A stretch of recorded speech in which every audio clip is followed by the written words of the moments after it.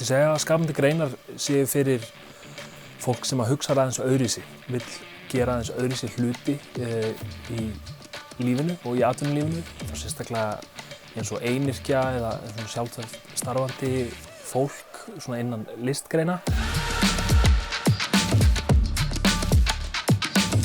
Ég kenni áfanga sem heitir markaðssetning og kynningamál í skapandi greinum.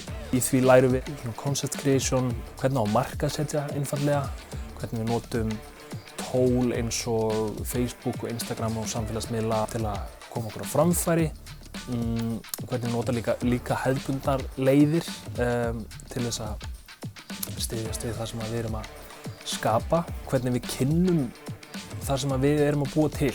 Sú nálgun sem ég tek svolítið bland af frekar fræðilegum svona hugtökum og já, í rauninni bara svona fræðin í bland við smá heimspeki og ég tek líka svolítið svona praktíska nálgun líka. Til mikið af svona raundæmum, það sem mér finnst það mjög mikilvægt.